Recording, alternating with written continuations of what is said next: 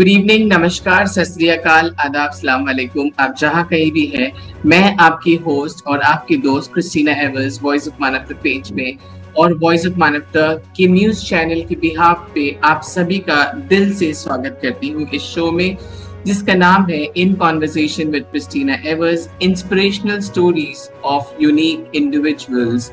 जहाँ कहीं भी है, हम उनकी कहानी आप तक लाते हैं और हम यही कोशिश करते हैं कि आप भी थोड़े बहुत इंस्पायर हो जाए उनकी कहानियों से और जिंदगी में कभी हार ना मानिए। ये शो एक ऐसा शो है जहाँ पे हम सच बोलते हैं और ये जिंदा लोगों के शो है। जिंदा लोग हम इसलिए बोलते हैं क्योंकि चुप तो मुर्दे भी रहना जानते हैं और जिंदा लोग हमेशा बात करते हैं, हमेशा सच बोलते रहते हैं। तो ये शो बड़ा ही अलग सा शो है जो हम आप सप्ताह में एक बार आपके पास प्रस्तुत करते हैं। We bring this show to you once in a week, and I just want to again let you guys know that this channel does not belong to any individual. This is a public channel and this channel is yours. Voice of मानवता, मतलब ये humanity, ये मानवता की channel है। इस पे हम आवाज उठाते हैं उन्हीं लोगों का जिनके लिए कोई आवाज नहीं उठाते हैं। इन पे हम स्टोरीज सुनाते हैं, जर्नी सुनाते हैं उन लोगों का जिनका जर्नी और जिनका स्टोरीज बहुत ही इंस्पायरिंग होते हैं और किसी न किसी के दिल को छू जाते हैं। हम देश के हर एक कोने से लोगों का स्वागत करते हैं इस शो पे। फिर से मैं आपकी होस्ट क्रिस्टीना एवर्स, आज बहुत ही खास मेहमान को मैं लेके आई हूँ आपके सामने जो अपनी जिंदगी की स्टोरी बताएंगे। उनसे पहले, वो बोलने से पहले मैं आपको ये बताती हूँ कौन है ये शख्स। इनका नाम है राजा खान। कौन है राजा खान? राजा खान एक ऐसा शख्स है। So today I'm talking about a person who made a place in Bollywood with his struggle. मतलब एक ऐसा शख्सियत जो बॉलीवुड में, फिल्म इंडस्ट्री में अपना जगह बनाया, अपना पहचान बनाया, बहुत मुश्किलों को सामना करने के बाद, बहुत मुश्किलों के सामने हुए हैं उनके पास। उनकी जन्म हुआ है 1985 में in Jalaun, Orai district of Uttar Pradesh. A child whose father's shadow on his head was removed from his head at the age of 4. 4 साल की थी जब उन्होंने अपना पिता को खो दिया। His mother raised him up by swing night working as well as studying. उनकी मम्मी ने ही उनकी परवरिश की और सब कुछ, मतलब उनका मम्मी ने ही देखा है। दिन रात मेहनत करते थे और इनका पढ़ाई वगैरह सब कुछ उन्होंने ही कंप्लीट किया। इन्होंने बहुत सारे काम किए, छोटे बड़े बहुत सारे परफॉर्मेंस दिए और घर का भी रिस्पॉन्सिबिलिटी देखा, अपने बहन का भी शादी करवाया और फिर बहुत अभी आराम से बहुत अच्छा जिंदगी जी रहे हैं और ये सारे ऊपर वाले की दुआ से ही है। The way your film journey was made in Bundelkhand in 2005. Raja Khan जी की मूवी बना था बुंदेलखंड में 2005 में, when director Ajay Saxena ji and actor Shakil Bundeli Sahab caught sight of you. They gave the character of John in their film, after which many Bundelkhand films were made in which you got the opportunity to work in Bundeli films such as Amawas Ki Raat, Nasha, Azeeb Ittifaq, Deva Ki Hukumat, Ajube Char, etc. तो इन्होंने बहुत सारी ये की और इसीलिए हम बोलते हैं इस शो में बीइंग द चेंज, मतलब बदलाव लाना है अगर सोसाइटी में, समाज में, तो खुद को बदलो, कभी हार ना मानो और जो हार नहीं मानते उन्हीं का ही कदम सक्सेस चूमते हैं। तो उन्हीं को ही सक्सेस मिलते हैं जो जिंदगी में कभी हार ना मानते हैं। और हमारे शो में आज राजा खान जी है। राजा खान जी, आपका बहुत बहुत स्वागत है इस शो में और आपकी ही ज़बानी हम थोड़े से आपकी इंट्रोडक्शन, जो तारीफ है, अगर आप हमें बता पाए थोड़े बहुत अपने बारे में। नमस्कार, सत श्री अकाल, आदाब और कैंप सभी दर्शकों को आपके, और सबसे पहले मैं तहे दिल से शुक्रिया अदा करता हूं आपको और आपकी पूरी टीम को जिन्होंने मुझे इस प्लेटफार्म पर मौका दिया। और मैं तो बहुत छोटा कलाकार हूं, बहुत छोटा आर्टिस्ट हूं, लेकिन मुझे इतने बड़े मंच पे बोलने का मौका मिला, ये मेरी खुशकिस्मती है और मैं आपका और मेघराज सिंह जी का तहे दिल से शुक्रिया अदा करता हूं। और साथ में आपकी जितनी भी टीम है, मैं सबका शुक्रिया अदा करता हूँ, थैंक्स करता हूँ दिल से कि आपने मुझे मौका दिया। जी, तो आप बताइए आपकी जर्नी कहाँ से स्टार्ट हुआ? जनरली तो ये समझिए कि आपकी आवाज नहीं आ रही है राजा खान जी, की आप मुझे सुन पा रहे हैं? हाँ हाँ, मैं सुन रहा हूँ। तो मैं यानी आपने तो मेरे बारे में वैसे ही बहुत कुछ बता दिया, लेकिन बॉलीवुड में मेरी शुरुआत कहाँ से हुई तो ये मैं आपको बता देता हूँ कि 2005 में जब मुझे फिल्म मिली देवा की हुकूमत, और अमावस की रात मुझे पहली फिल्म मिली, और शकील बुंदेली साहब और अजय सक्सेना जी ने मुझे उस फिल्म में लिया बुंदेलखंड की। वो मेरी पहली मूवी थी, पहला चांस था, मुझे फिल्म लाइन में काम करने का मौका मिला। शुरुआत तो मेरी बचपन के दिनों से है, क्योंकि मैं फिल्में बहुत देखता था, सीरियल्स देखता था, फिल्मों के जो फाइट सीन होते थे वो मुझे बड़े अच्छे लगते थे, और बहुत सारी फिल्में यानी मैं बार बार देखता था क्योंकि मुझे बहुत अच्छी लगती थी। और मेरी ज़िंदगी क्या है, संघर्ष भरी हुई है, मेरी ज़िंदगी में संघर्ष बहुत है। तो संघर्ष वाली फिल्में जिसमें स्ट्रगल दिखाते थे, बड़ी मेहनत जद्दोजहद करके अपनी मंजिल को जो लोग पाते थे, ऐसी मूवीज़ मुझे बड़ी अच्छी लगती थी। तो फिल्में देखते देखते, और स्कूल के टाइम पे मुझे ड्रामा करने का बड़ा शौक था, स्टेज पे शो करता था। धीरे धीरे धीरे एक प्रेरणा बन गई मुझे। अमिताभ बच्चन जी की फिल्में बहुत अच्छी लगती थी, शाहरुख खान साहब की फिल्में बहुत अच्छी लगती थी, राज कपूर साहब की फिल्में बहुत अच्छी लगती थी, राजेश खन्ना जी की फिल्में मैं बहुत देखता था। तो वो सारी मूवीज वगैरह जब मैं देखता था तो मुझे भी कुछ अंदर से ऐसा होता था कि मैं भी उस लाइन में काश पहुंच जाऊं, काश मैं इन लोगों को, एक्टरों को देख लूं, काश मुझे भी मौका मिले इनके साथ खड़ा होने का। आज मालिक का शुक्र है कि बड़े बड़े एक्टरों के साथ काम करने का मौका मिल रहा है। और स्ट्रगल बहुत लंबा रहा मेरा, क्योंकि बचपन से ही जब फादर एक्सपायर हो गए तो मेरा स्ट्रगल शुरू हो गया था, और घर चलाने की सबसे बड़ी जिम्मेदारी थी। तो घर के साथ साथ 3 बहनें थी, माँ की जिम्मेदारी थी, पूरा सब देखना। आपकी आवाज कट रही है। लोग यानी जिसका कोई सर पे साया नहीं होता है तो लोग उसको निगलेक्ट ज़्यादा करते हैं, उसको यानी ज़्यादा तवज्जो नहीं देते हैं। तो मैंने आज जो इस मुकाम पर हूँ तो अपनी मेहनत और लगन के बलबूते पे यहाँ तक पहुँचा हूँ। तो मेरी माँ का इसमें बहुत बड़ा योगदान है। उन्होंने रात दिन मेहनत करके जो मुझे पाला। उसके बाद मैं 8-10 साल की उम्र से ही छोटे छोटे काम करने लगा, जैसे मिस्त्रीगिरी थी और लकड़ी का काम था, कहीं कुछ खरीदना बेचना, यानी छोटे घर चलाने के लिए मुझे ये। लेकिन मेरा एक मकसद शुरू से रहा, मुझे लाइफ में कुछ बड़ा करना है, कुछ नाम कमाना है, अपने फादर का नाम रोशन करना है। अपने वाले साहब के लिए मैं सोचता था कि कुछ ऐसा कर पाऊँ जिसमें मेरे बाप का नाम हो। उसके लिए स्ट्रगल बहुत रहा, और मैं बॉम्बे 2011 में 17 जून को यहाँ आ गया था। तो जब मैं बॉम्बे यहाँ पहुँचा हूँ तो यहाँ पर मेरे बड़ी बहन और बड़े बहनों का बड़ा योगदान रहा। उन्होंने मुझे बड़ा सपोर्ट किया और कहा कि अगर तुम वाकई में इंटरेस्टेड हो फिल्म लाइन में और यहाँ कुछ करना चाहते हो तो आप यहाँ रुको। तो उन्होंने रहने की, खाने की सारी व्यवस्थाएं करी और मुझे फिल्म लाइन का कार्ड भी बना के दिया और कहा आप यहाँ स्ट्रगल करो, कुछ कर पाओगे आप अगर यहाँ रहोगे, अगर आपको शुरू से लगन है। क्योंकि उन्होंने देखा है बचपन से, मेरी बड़ी बहन ने, कि मैंने बड़ी मेहनत की है, बड़ा जद्दोजहद किया है। तो उन्होंने मुझे यानी बड़ा सपोर्ट किया, और मैं आज फिल्म लाइन में जो कुछ भी हूँ उनके सपोर्ट के बगैर यहाँ तक नहीं पहुँच पाता। तो मैं आपके मंच के माध्यम से अपने बड़े बहनों और बहन का भी शुक्रिया अदा करता हूँ इस मंच के माध्यम से। जी, तो आप जब फिल्म इंडस्ट्री में आने की कोशिश कर रहे थे, आपको ब्रेक मिला, ठीक है, ऊपर वाला का शुक्रगुजार हुआ, लेकिन इतना आसानी से ब्रेक नहीं मिलते हैं लोगों को, स्पेशली बॉलीवुड में या फिल्म इंडस्ट्री में।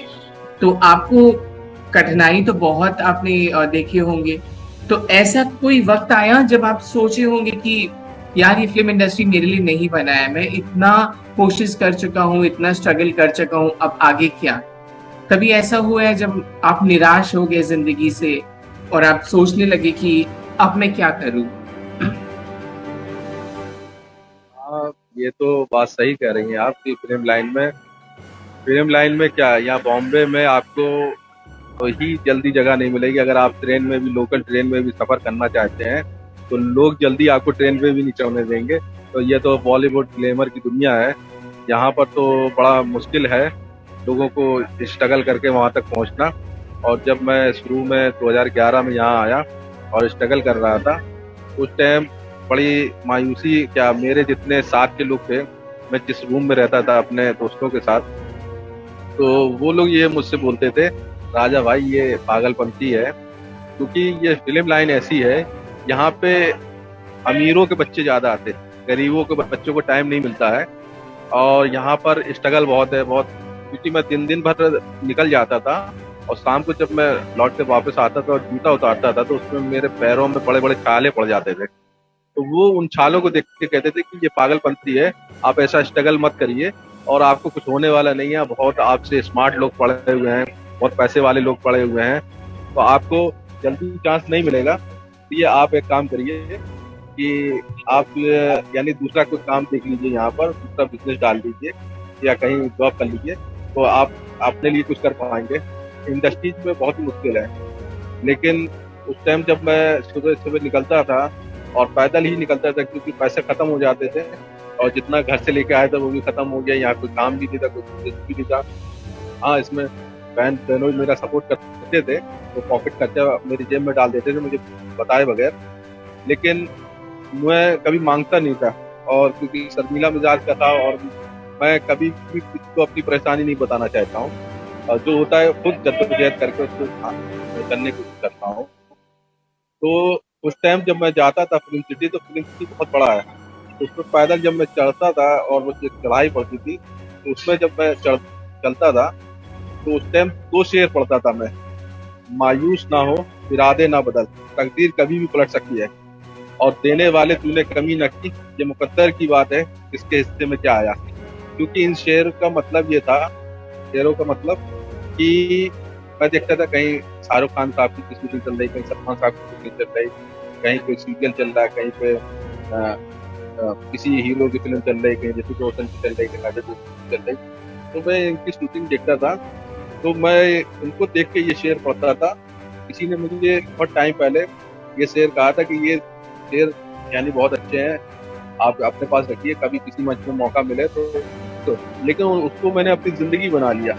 और जब चलता था तो बस जब मायूसी आती थी तो मैं ये सोचता था कि मायूसी तो है, मायूस नहीं होना चाहिए इंसान को, क्योंकि अपने रब और अपने मालिक से हमेशा उम्मीद रखना चाहिए। तो उस टाइम में ये पढ़ता था कि मायूस ना हो, इरादे ना बदल, तकदीर कभी भी पलट सकती है, और देने वाले तूने कमी ना की, ये मुकद्दर की बात है, किसके हिस्से में क्या आया। कहीं पे शाहरुख खान, उस मालिक ने ही किसी को शाहरुख बना दिया, किसी सलमान, किसी को अजय देवगन, किसी को ऋतिक रोशन, किसी को अक्षय कुमार। तो देने वाले ने कमी नहीं की है, कि मुकद्दर की बात है, किसके हिस्से में क्या आया। तो उस मालिक ने जितना दिया बहुत दिया। तो अभी भी स्ट्रगल चालू है। और फिर मुझे पहला एक सीरियल मिला, गर्मा टेली फिल्म्स का था, लापतागंज, जो मुझे 2011 में ही लास्ट में मिल गया था। और उसका मैंने पहली बार फिल्म लाइन में काम किया, और उसका जो पैसा मुझे पहली बार मिला तो मैंने आके अपनी बहन को दिया, सिस्टर को दिया।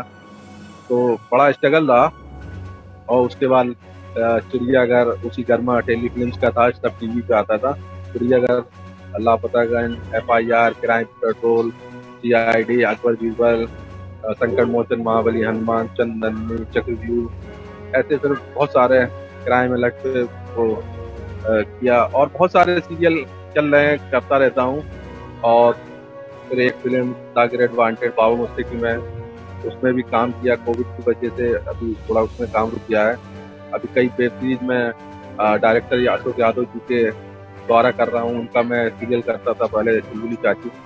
तो हाल ही में उनकी एक वेब सीरीज बन रही है, उसमें भी काम करने का मौका मिल रहा है। बहरहाल आपकी दुआ रही तो जरूर करूंगा। नहीं, बहुत अच्छा लगा आपकी बातें सुन के, पता है। पर बहुत लोगों को देखे, जैसे शाहरुख खान भी जब स्टार्ट किए थे अपना करियर, तो उसके पास भी रहने का जगह नहीं था। ठीक है, बहुत लोग ऐसे बोलते हैं, जैसे हम रेलवे स्टेशन में सोए हैं, हमारे पास खाने के लिए भी कुछ नहीं था। ठीक है, हम सड़क पे सोए, फुटपाथ पे। तो कभी आपके साथ ऐसा कुछ हुआ बॉम्बे में जाने के बाद? ये तो कई बार हो चुका। एक्चुअली क्या कि मैं शुरू शुरू में था, कहीं रहने की व्यवस्था नहीं थी, घर कहाँ ही रहता था। कभी कभी पैकअप हो जाता था 2 बजे रात में, 3 बजे रात में पैकअप हो जाता था, तो मैं आके एरिया में आ जाता था, लेकिन घर पे नहीं जाता था, इसलिए कि अभी वो लोग सोए होंगे तो मेरी वजह से उनको दिक्कत ना हो। तो बारी में देखता था कई जगह, तो वहाँ पर सो जाता था। और फिर ऐसा वक्त भी आया कि एक टाइम ये आया कि मेरे पैर गाँव जाना पड़ा, तो दूसरे यहाँ नहीं रहेंगे तो दूसरा चले गए। जब मैं उन्हीं के साथ रहता था, तो फिलहाल से मेरा यही कहना रहता था कि अब माइक थोड़ा करीब ले लीजिए। हाँ। मेरे कई फ्रेंड वगैरह थे, तो जिनके साथ मैं यानी रहता था। तो यानी मैंने सोचा कि मैं किसी भी फ्रेंड के रूम पे चला जाऊंगा, कहीं भी रुक जाऊंगा, मुझे कोई प्रॉब्लम नहीं। तो वो रूम जब मैंने खाली किया, और खाली करने के बाद सिस्टर लोग, यानी उनका जाना था, तो वो लोग एक रिश्तेदार के यहाँ रुक गए रात में, और सुबह उनकी ट्रेन थी तो उनको निकलना था। तो सोचा कि वहीं पे रहेंगे यूपी में। मैंने सोचा कि मुझे रहना है तो मैं कहीं भी किसी के दोस्त के साथ रह लूंगा, लेकिन मेरे किसी दोस्त को बोला नहीं कि मैं आपके साथ रहने आ रहा हूँ। तो इत्तेफाक से मैंने फोन किया एक दोस्त को कि भाई मैं ऐसा हो गया है, मेरी बहन लोग अभी गाँव जा रही हैं, और रूम खाली कर दिया है हम लोगों ने सब, क्योंकि खाली करके देना था, सुबह वो लोग निकल जाएंगे, अभी मैं आ रहा हूँ तुम्हारे पास आऊँगा। तो बोला अरे भाई मेरे पास मत आना, मेरे रिश्तेदार आ गए हैं। तो दूसरे को किया, उसने कहा अरे भाई मैंने मेरे रूम में दूसरे 2-3 लोग और आ गए हैं, तो साथ में रख लिया मैंने, पहले मैं अकेला रहता था। तो कई जगह फ़ोन किया तो मुझे कहीं यानी किसी ने नहीं दिया। तो मैंने कहा मुझे लगता है रात मुझे फुटपाथ में गुजारना पड़ेगा, सुबह फिर मैं कहीं रूम की व्यवस्था करूँगा या लूँगा। तो फिर मेरे एक मुँह बोले खाला खालू थे, तो मैं उनके यहाँ गया, तो उनका भी छोटा सा था, तो मैंने उनसे कुछ पूछा, मैंने कहा मेरा ये बैग है, आप रख लीजिए, मैं सुबह मॉर्निंग में ले लूँगा आपसे, लेके जाऊँगा और दूसरे कहीं रूम ले लूँगा, ले लूँगा। अब मैं कई दोस्तों को फ़ोन किया, कई लोगों को फ़ोन कर करके परेशान हो गया। लास्ट में ये हुआ कि मुझे ये हो गया कि रात में 12 साढ़े 12 बज गया, अब कहीं कोई फ़ोन नहीं मिलेगा। तो मैंने कहा ठीक है मैं स्टेशन चला जाता हूँ, रात को वहीं बैठते, तो स्टेशन पे चहल-पहल भी रहती है, लोग बैठे भी रहते हैं, तो कोई कुछ नहीं पूछता है कौन है, क्या है। तो मैंने कहा इधर कहीं एरिया में सन्नाटे में रहूँगा तो लोग कहेंगे या कि तुम यहाँ क्यों सो रहे या क्या। तो मैंने स्टेशन की तरफ निकलने का इरादा किया, और थोड़ी दूर चला तो रास्ते में मेरा एक दोस्त मिला। उसने कहा कहाँ जा रहे हैं? मैंने कहा नहीं स्टेशन तक जा रहा हूँ। और मैं वो यानी मुझे रोक रहा है, और मैं यानी बातों में अपने लगा रहा है कि रुको और बताओ ये वो, और मैं उसकी बात नहीं सुन रहा, मैं जाना है मुझे स्टेशन जा रहा हूँ। अरे तो इतनी रात में कहाँ जा रहे राजा भाई, आओ यहाँ बैठो। तो वो एक जगह पे टेंट हाउस था, गेस्ट हाउस, तो उसकी वो वॉचमैन का काम करता था, उससे पहचान हो गई थी। तो वो कहने लगा मैं ये देखो इतना बड़ा ये सब है, मैं यहीं रहता हूँ, इसकी देखभाल करना वो रहता है, और राजा भाई आया करो यहाँ पर कभी कभार, तो यहाँ पर टाइम बैठा करो, बातचीत किया करो हमसे, और आपका सीरियल कौन सा चल रहा है, फिर का कौन सा चल रहा है, स्ट्रगल कर रहा हूँ अभी, एक आध सीरियल में मिला था फिर काम नहीं मिल रहा, ये तो सारी बात की। तो उसने कहा कि जब जिस टाइम बोला कि मैं यहाँ अकेला रहता हूँ, तो मुझे एक उम्मीद सी हो गई कि यहाँ रुक सकता हूँ। और फिर उसने कहा आज राजा भाई यहीं रुको, क्योंकि मालिक को जब मदद पहुँचाना होती, आप किसी चीज़ के लिए शिद्दत से अगर लगे हैं, और आपके दिल में अगर सच्चाई है, ईमानदारी है, तो आपको मदद कहीं ना कहीं से उस ईश्वर की, उस गॉड की, उस मालिक की, उस भगवान की जरूर आपको आएगी। और वो वाकई में वो एक फरिश्ता के रूप में मेरे लिए था। उसने बड़े बड़े तोहफे लगे हुए थे, तो उसने कहा राजा भाई आप इसी सो जाइए, लेकिन यहाँ मच्छर बहुत है। बड़े बड़े फर्राटे जो हॉल में चलते हैं, तो फर्राटे उसने लगा दिए तो सामने, और मैं उसमें इतने आराम से सोया, ऐसा लगता है कि वाकई में राजे की बहुत बेहतरीन आलीशान सोफे थे। और बढ़िया सोए उसने, तो पंखे लगा दिए मेरे आसपास और मॉर्टिन वगैरह लगा दी कि कहीं मच्छर ना काट दें। और फिर सुबह हुआ और खाना आना तो मैं खा ही चुका था, तो यानी कोई दिक्कत नहीं। उसने फिर भी कहा कि मैं खाना आना लेके आऊँ आपके लिए, पान लेके आऊँ, कुछ खाएंगे आप, ये वो चाय पियेंगे? तो नहीं, मैंने कहा तकल्लुफ़ मत करो और मुझे कुछ भी नहीं चाहिए। आपने यानी मुझे इतना ही बोल दिया यहाँ रुको तो मैं रुकूँ। उसको मैंने परेशानी भी नहीं बताई, और ना मैंने बताई, ना आज तक उसको मालूम है। शायद वो ये इंटरव्यू देख रहा हो तो शायद समझ जाए। तो फिर उस रुक गया मैं रात में, फिर सुबह फिर मैंने इंतज़ाम किया अपना, और ये बड़ी सुविधाएँ वो थी, और बड़ी दिक्कत का सामना करना पड़ा उस रात में। और आज तक मालिक का करम है कि आराम से रह रहा हूँ, अच्छे से सारी व्यवस्थाएँ हो गई हैं, सब काफ़ी सीरियल मिल गए हैं, काफ़ी चीज़ें कर ली हैं। तो 10-11 साल बीत गया है फ़िल्म लाइन में स्ट्रगल करते हुए, बहुत पहचान हो गई है। अभी तो तमाम अच्छे-अच्छे दोस्त बुलाते हैं कि आप मेरे यहाँ आइए, 2-3 दिन रुक के जाइए, तो मेरे यहाँ आइए। तो टाइम ही नहीं रहता दोस्तों को मिलने के लिए, क्योंकि स्ट्रगल और काम में ही लगा रहता हूँ, क्योंकि अभी कुछ बड़ा मुकाम हासिल नहीं हुआ है, तो बस लगा हूँ बहरहाल। तो ये बताइए, 11 साल हो गए आपको फिल्म इंडस्ट्री में, कौन हाँ, कौन सा 11 ऐसा साल हो गए। आर्टिस्ट है जिससे आप मिले हो, जो बहुत फेमस है और आप मिले हो मिला और तो शायद फ्यूचर में काम करोगे? मिला तो बहरहाल सभी आर्टिस्ट से हूँ।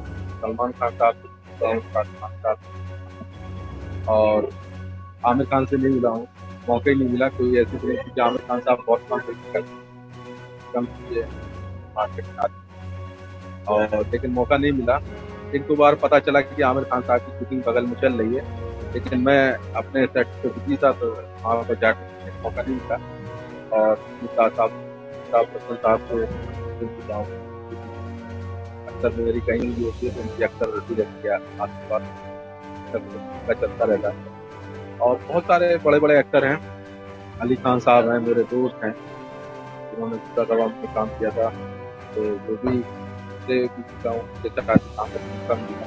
इरशाद खान साहब के साथ भी मैंने काफ़ी पूरी चाची में काम किया था, और राजीव मदन साहब के साथ काम किया था, और भी अभी गोविंदा जी के साथ एक वेब सीरीज़ चल रही है, और मुझे वादा किया है अशोक यादव जी ने, तो गोविंदा जी के साथ आपको मैं दे रहा हूँ, तो उसके लिए भी बोला है। और भी काफ़ी काम कई बड़े एक्टरों के साथ करने का मौका मिलता है। बाकी मालिक की मर्ज़ी और आपका आशीर्वाद दुआएँ रहें, तो ऐसा बड़ा अच्छा। तो जैसे हम शुरुआत में बोले थे, किस्मत कभी भी पलट सकता है। सो किसी का किस्मत सब ऊपर वाले के हाथ में है, वही भेजता है, वही देता है और वही वापस ले लेता है। तो जब आपका किस्मत पलटा, तो वो जो दोस्त थे जो बहाना बनाते थे, आपको मेरे फैमिली से कोई आ गया, मेरे परिवार के लोग आ गए, तो वो दोस्त लोग कैसा रिस्पॉन्ड किया आपकी सक्सेस पे? अभी तो मैं बहुत मामूली इंसान हूँ, कह नहीं सकता हूँ, लेकिन ये है कि आज मैं कहीं भी जाता हूँ, किसी भी शहर में जाता हूँ, किसी भी जगह जाता हूँ, तो लोग मुझे इतना रिस्पॉन्स देते हैं कि ऐसा लगता है कि शाहरुख खान आ गया। तो मैं ये सोचता हूँ मैं तो बहुत मामूली इंसान हूँ, बहुत छोटा आर्टिस्ट हूँ, मुझे इतना बड़ा रिस्पॉन्स मिलता है, इतना ज़्यादा लोग मुझे चाहते हैं, कि लोग हाथों हाथ देते हैं मुझे। और जो दोस्त मना कर दिया था, शायद मजबूरी की यही हो, लेकिन वो लोग भी मुझे बड़ा रिस्पॉन्स करते हैं और बुलाते हैं कि आप आइए, मेरे घर पे आइए। और वो उनके फ्रेंड तरीके से मैं, या उनके दोस्त या उनके रिश्तेदार आएँगे तो मुझे बुलाएँगे कि आइए फलाँ रिश्तेदार आए हैं, आप कहाँ हैं? या मुझे आपसे मिलवाना है। और वो अपने दोस्तों को बताते हैं कि राजा भाई मेरे दोस्त हैं, तो उनके दोस्त यानी यकीन नहीं करते हैं, तो वो वीडियो कॉलिंग कर के दिखाते हैं, देखो ये राजा भाई हैं और मेरे दोस्त हैं। तो जब वो वीडियो कॉलिंग करता है तो मैं उनको अच्छे से बात करता हूँ, और ये एहसास कराने की कोशिश करता हूँ ये मेरे बहुत अच्छे दोस्त हैं, और ये काफ़ी टाइम से हम लोग जुड़े हुए हैं ऐसा।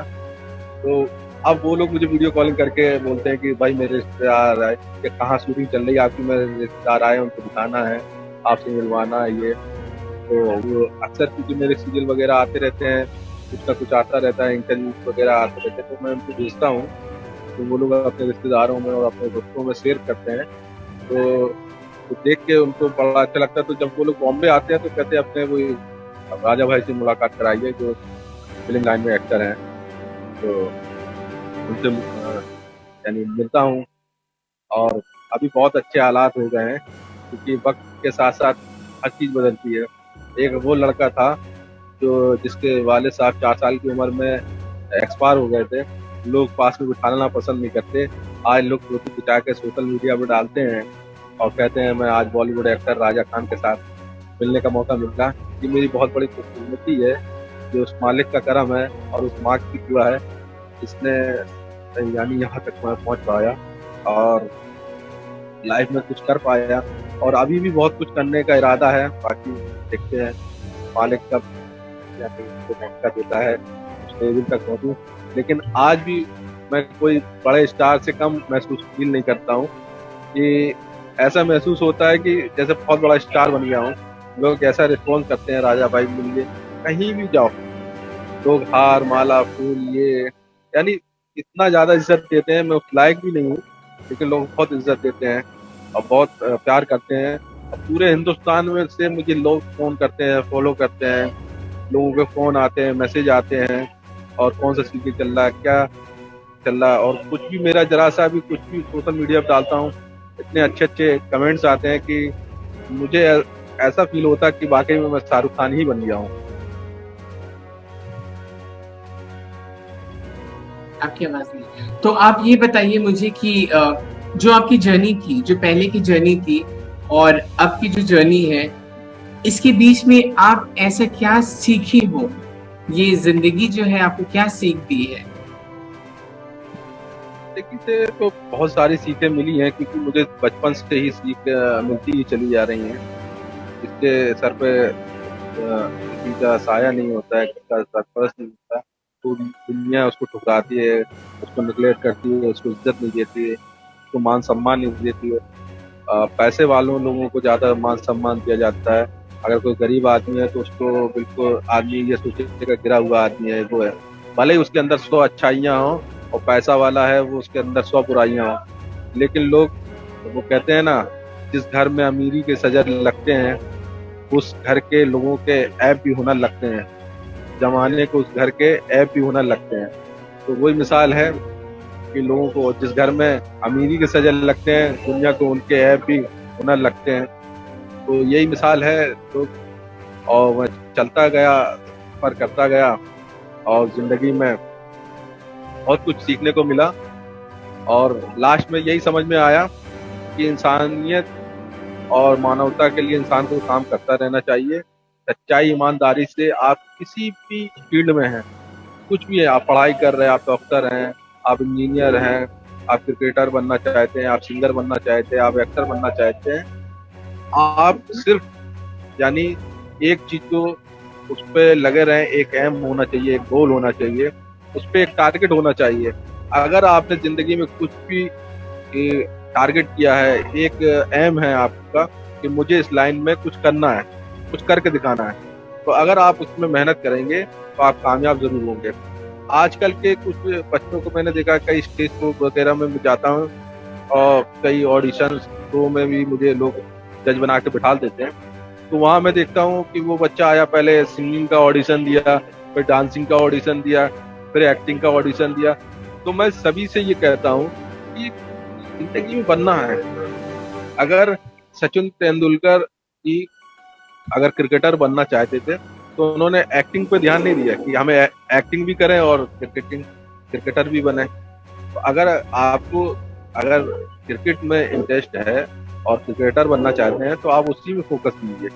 अब कुछ लोग हैं जो सिंगिंग भी करना चाहते हैं, डांसिंग भी करना चाहते हैं, एक्टर, तो एक साथ आप चीज नहीं। पहले अगर आप सिंगर बनते हैं, सिंगिंग करते हैं, तो अगर आप दोनों निगम बन गए तो आप फिर एक्टिंग भी कर सकते हैं और कहीं भी जा सकते हैं। तो एक एम होना चाहिए, एक गोल होना चाहिए जिंदगी में, एक बड़ा मकसद होना चाहिए कि हमें करना क्या है। तो एक अगर आपका एक मकसद है कि हमें लाइफ में कुछ करके, अच्छा करके, बड़ा करके मुझे दिखाना है, तो आप जरूर एक ना एक दिन कामयाब होंगे और अच्छे मुकाम पर जाएंगे। लोग जो कहते हैं ना, दो नाव पे सवार होने वाला कभी सक्सेस नहीं होता, कोई चीज है, अगर दो नाव पे कोई सवार रहेगा तो सक्सेस नहीं होगा। सिर्फ एक एम होना चाहिए, एक टारगेट होना चाहिए कि मुझे जिंदगी में लाइफ में कुछ करना है। और अगर वो जुनून के साथ, शिद्दत के साथ अगर उस चीज को करता है तो लाइफ में बहुत आगे जाएगा वो, और बहुत बड़ी सक्सेस उसको मिलेगी। और मेरा टारगेट शुरू से ये था कि मुझे नाम कमाना है, इज्जत कमानी है, तो बस मैं उसके लिए लगा था। और ये मेरा शौक था फिल्म लाइन में आने का और फिल्म में एक्टिंग करने का। तो मुझे लगा रहा, तो देखिए आज आपकी दुआ से आप जैसी बड़ी जर्नलिस्ट मेरा इंटरव्यू ले रही है, तो ये कुछ नसीब की बात है ना। तो ये जो है, मतलब आप जो बोल रहे बिल्कुल सही है। मतलब कोशिश करते जाओ, बाकी ऊपर वाले की मर्जी है।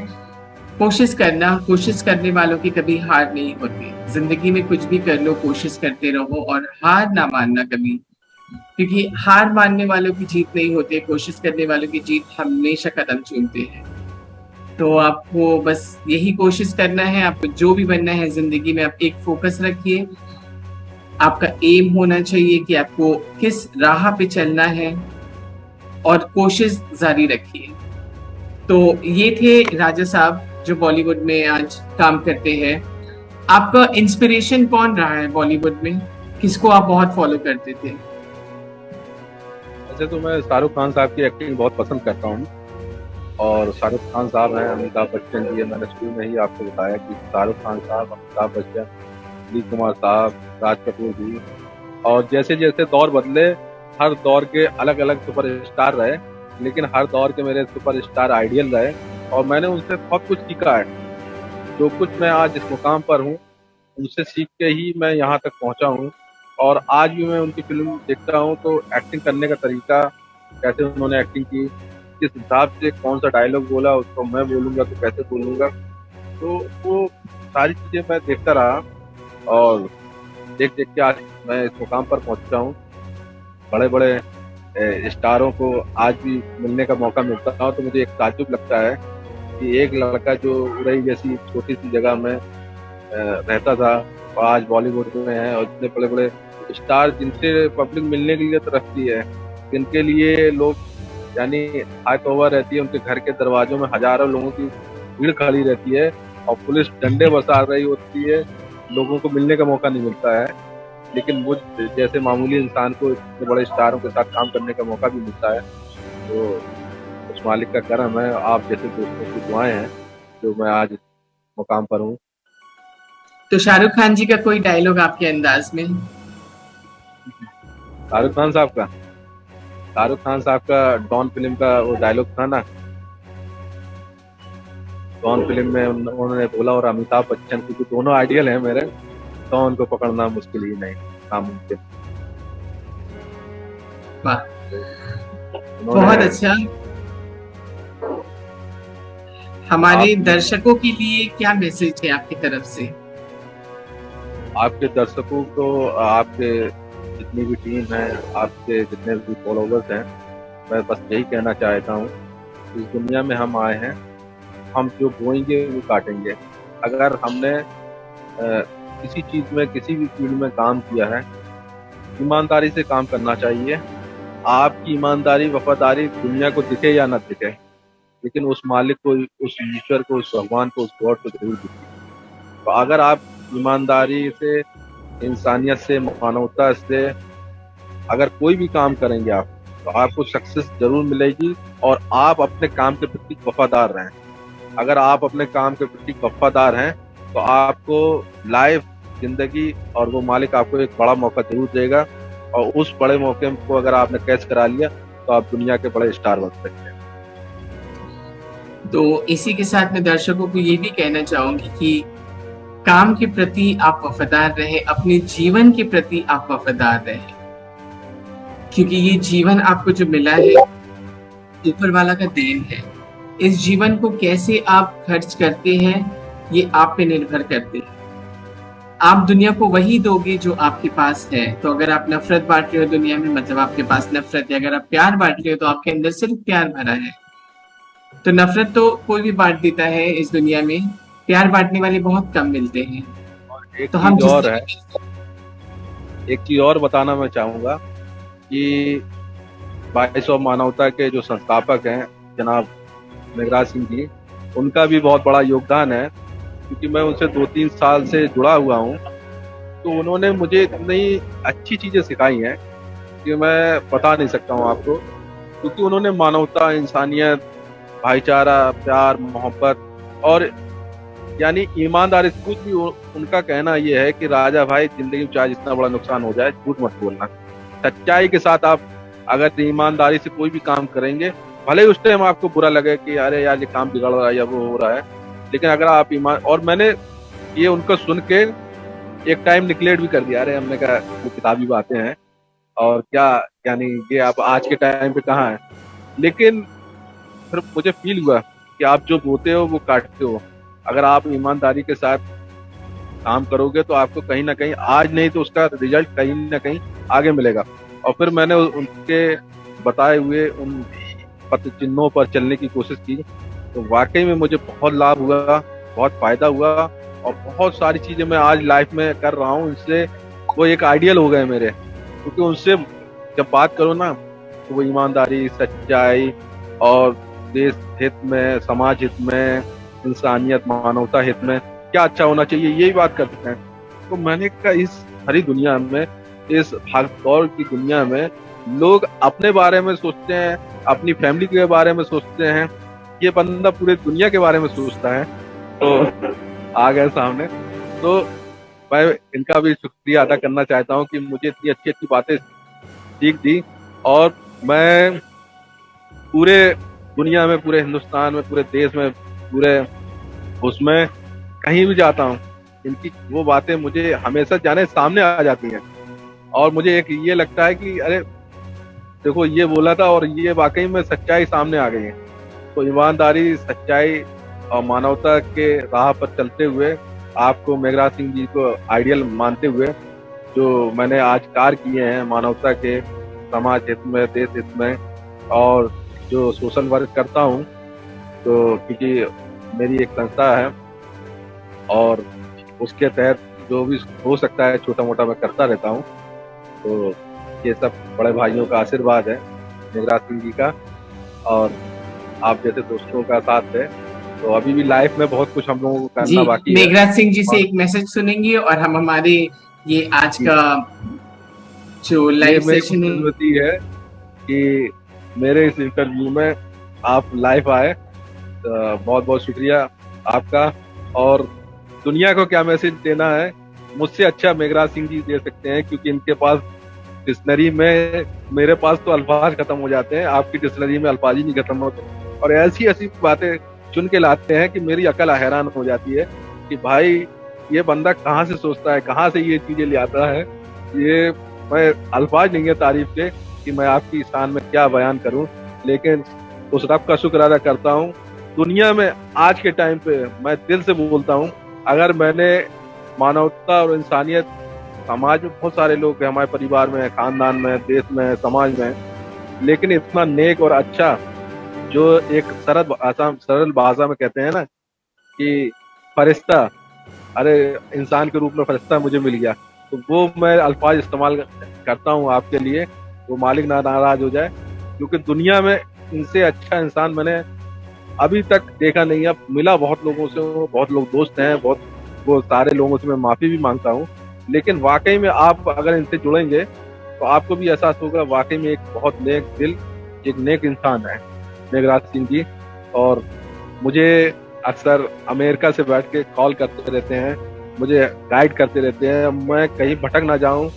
और मेरे तो चिंता करते हैं, मेरी फैमिली की चिंता करते हैं, फैमिली में क्या हो रहा है, क्या चल रहा है, राजा भाई शादी का क्या चल रहा है, शादी कब है आपकी, और मुझे गाइड करते रहते हैं। और मेरा कोई बड़ा भाई नहीं था, आपने मुझे अपना छोटा भाई बनाया, ये मेरी खुशी है। और मेरे ये बड़े नसीब की बात है कि मेघराज सिंह जैसा मेरा बड़ा भाई है। तो बहुत बहुत शुक्रिया, आप लोगों ने टाइम दिया, मौका दिया बोलने के लिए। और मैं भी अपने आइडियल से कुछ सुनना चाहता हूँ। तो मेघराज सिंह जी लाइव आ सिंह चुके जी, हैं, तो मैं आपकी जी तरफ से जी कृष्णा जी, पहले बात तो धन्यवाद आपका, जो हमारे छोटे भाई को बोला। छोटा भाई क्या भाई है हमारा, कि दिल दिल से भाई मानते हैं हम, किसी को ऐसे नहीं मानते। आपका स्पेशल धन्यवाद है, अपने इनको लेकर आए। जितनी बातें बोल रहे हैं ना मेरे बारे में, दरअसल वो मेरी बात नहीं है, वो सच्ची बात है। जिनको हम सच को लेकर चले, जिस कदम पर हम चल रहे हैं सच्चाई के रास्ते पर, वो उनको ऐसा लगता है कि मैं जो बोलता हूँ वो मेरी बात नहीं है। ये सच्चाई और ईमानदारी की बात है। जिनको हमने छुआ है, पकड़ी है, वो हमसे निकल जाती है और मुंह से बाहर, कई बार पकड़ लेते हैं उस बात को। तो ये तारीफ जो है सच्ची, मतलब सच्ची बात की कर रहे हैं, हमारी नहीं कर रहे। हम तो ये मामूली से इंसान हैं और जो करना चाहते हैं दृढ़ता से करते हैं। बस मैं तो इतना जानता हूँ कि अपनी जुबान को पक्की रखें, ईमान को पक्का रखें और ईमान समय का पक्के हों, तो आदमी को कोई भी कामयाब होने से नहीं रोक सकता। चाहे दुनिया के अंदर कितनी बड़ी ताकत आ जाए, नहीं रोक पाएगा। अगर इंसान के अंदर दृढ़ता है, सच्चाई की, ईमानदारी की, और जो है मेरे हिसाब से कि सच्चा और ईमानदार इंसान ही पूरे संसार को अपना परिवार समझता है, और झूठा और बेईमान इंसान ही इस संसार को अलग अलग समझता है। तो ये जो राजा भाई है, हम इनसे फोन पर बात करते हैं तो तकरीबन इंसानियत की बात होती है, दूसरों के भले की बात होती है। तो जिसके अंदर भलाई खुद के अंदर छुपी हो, वो दूसरे को भलाई कह सकते हैं। तो ये खुद एक अच्छे दोस्त हैं, अच्छे मतलब सच्चे इंसान हैं। तो इस करके जो है अपने मतलब अपनी तारीफ तो खुद तो नहीं करते, पर दूसरों के जरिए मतलब दूसरे की तारीफ कर करके अपनी अच्छाई मतलब बताने की कोशिश करते हैं भाई। क्योंकि इंसान जैसा इंसान से खुद होता है ना, वो ऐसे ही बता देता है इंसान को, तो वो अच्छाई झलकती है उनकी बात। अगर कोई गाड़ी किसी को दे रहा है तो वो उसको किसी को बुराई, किसी को गाड़ी नहीं दे रहा, वो अपनी अंदर की बात मतलब झलका रहा है कि मेरे अंदर सिर्फ गाड़ियां भरी पड़ी है, मेरे अंदर नफरत भरी पड़ी है। तो इनके अंदर खुद के अंदर अच्छाई है, इस करके ये अच्छाई की तारीफ करते रहता है। इतना ही है कि पहले इतना जानता हूँ कि भाई जमाने में अगर सच्चाई के रास्ते पर चलते रहेंगे हम, तो झूठ के पहाड़ भी रोकने आएंगे। अगर हम चलेंगे सच्चाई के रास्ते पर तो झूठ के पहाड़ भी रोकने आएंगे। अगर हम चलते रहे दृढ़ता से तो झूठ के पहाड़ धुएं की तरह उड़ जाएंगे। तो याद रखें कि सच्चाई के सामने कुछ भी नहीं टिकता, सच अनमोल है, और जिसके साथ सच जुड़ जाता है उसका इंसान की भी कीमत बेशुमार कीमती हो जाता है, चाहे वो गरीब है, अमीर है, कुछ भी है। आजा भाई, थैंक यू, आपका धन्यवाद। वैसे मैं मैडम एक चीज बता दूं आपको कि जो मेघराज सिंह जी बोल रहे हैं ना, इंसान जो है वो एक आईना होता है। जो अच्छा इंसान होता है ना, उसको वो ही चीज दिखती है सामने वाले के अंदर, कि अगर वो अच्छा इंसान है तो उसके अंदर अच्छाई दिखेगी, मानवता दिखेगी, इंसानियत दिखेगी। तो इन्होंने जो मेरे अंदर जो मानवता और इंसानियत दिखी है, तो वाकई में ये एक अच्छे इंसान है। तो इसलिए इनको दूसरे लोग भी अच्छे दिखते हैं। इसीलिए मैंने अपनी शो पे यही बोली हूँ, जिसके अंदर जो है वो दुनिया को वही दे पाएगा। तो वही चीज है। आपका बहुत बहुत शुक्रिया हमारे संग जुड़ने के लिए वॉइस ऑफ मानवता टीवी न्यूज चैनल पे। इस माध्यम से हम उन सभी लोगों को जो हमारे शो स्पॉन्सर कर रहे हैं, हमें देख रहे हैं, सपोर्ट कर रहे हैं, सबको तहे दिल से शुक्रिया। ऐसे ही सपोर्ट करते रहिए और हम ऐसे ही आप लोगों के लिए अलग अलग व्यक्ति को लाएंगे जिनकी जीवन आपको भी आकर्षित करे, जिससे आप भी कुछ सीखे, इंस्पायर हो, और वही चीज आप अपने लाइफ में भी दोहराए। और कभी हार मत मानिए, कोशिश करते रहिए, क्योंकि कोशिश करने वालों का ही जीत होता है और उन्हीं को ही कामयाबी मिलती है।